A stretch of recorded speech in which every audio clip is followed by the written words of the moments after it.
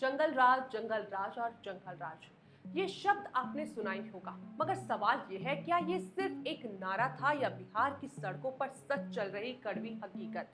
आज हम उस दौर की कहानियां, उन हेडलाइंस और उन लोगों की आवाजें सुनाएंगे जिनकी जिंदगियां बीच में टूटती रही। मैं हूं मेघा शंकर और आप देख रहे हैं हमारी खास रिपोर्ट। 1990 के दशक से लेकर 2000 के मध्य तक बिहार की तस्वीर कुछ ऐसी थी कि रोज अखबार में अपराध की सूचनाएं, अपहरण, हत्या और बाहुबलियों का बोलबाला छपता रहता था। लोग रहने सहने, व्यापार और डॉक्टर की सुरक्षा तक को लेकर डरते थे। उस समय का दावा था कि अपराध और राज सिस्टम के बीच एक खतरनाक मिलावट बन चुकी है, जिसे लोगों ने जंगल राज कहा। सरकारी आंकड़ों के मुताबिक साल 2004 में बिहार में कुल अपराध मामले 1,15,216 दर्ज किए गए थे।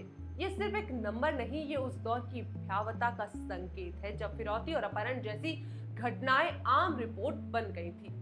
एक नाम जो उस समय सुर्खियों में बहुत और लगातार बना था, वो था डॉक्टर रमेश चंद्रा का।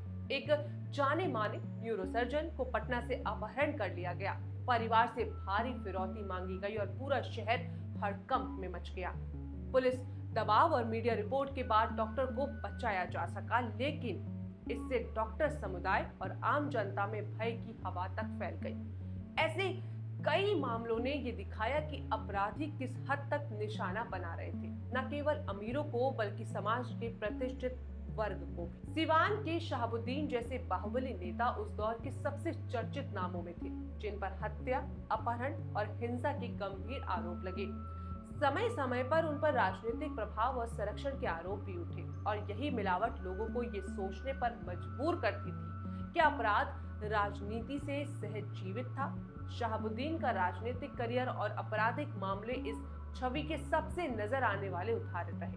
कॉटवल वाक्य ये था कि अपहरण से मिली रकम गैंग और बाहुबलियों की ताकत देता है। हथियार खरीदने से लेकर स्थानीय सत्ता के साथ गठजोड़ तक रंगदारी, फिरौती से मिलने वाले पैसे ने कई बार अपराधी नेटवर्क को संसाधन दिए और अक्सर ये पैसे किसी न किसी रूप में स्थानीय राजनीति या दबदबे में बदल जाते थे। ये वो आर्थिक और सामाजिक चक्र था जिसने जंगल जैसा माहौल बनाकर बिहार में रख दिया था।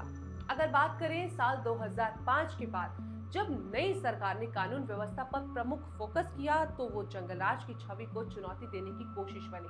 नतीजा, सालों बाद अपराध दर में बदलाव देखा गया और कई संगठित गिरोहों पर कार्रवाई भी हुई। लेकिन वो दौर और उसकी गहरी यादें जनता के मन में इस तरह सिमटी हुई हैं कि आज आप हर तरफ बिहार इलेक्शन में जंगल राज का शब्द बहुत सुनते होंगे। तो क्या बिहार में सच में जंगल राज था? उत्तर सरल नहीं है। हाँ, उस दौर में कई गंभीर घटनाएं हुई, अपहरण, हत्या, बाहुबलियों का दबदबा और प्रशासनिक कमजोरी, ये सब वास्तविक थे। और हाँ, कुछ राजनीतिक संरचनाओं और स्थानीय शक्ति खेलों ने स्थिति को और जटिल बनाया। पर हर घटना का श्रेय किसी एक व्यक्ति का या एक वजह को देना सामान्यकरण नहीं होगा।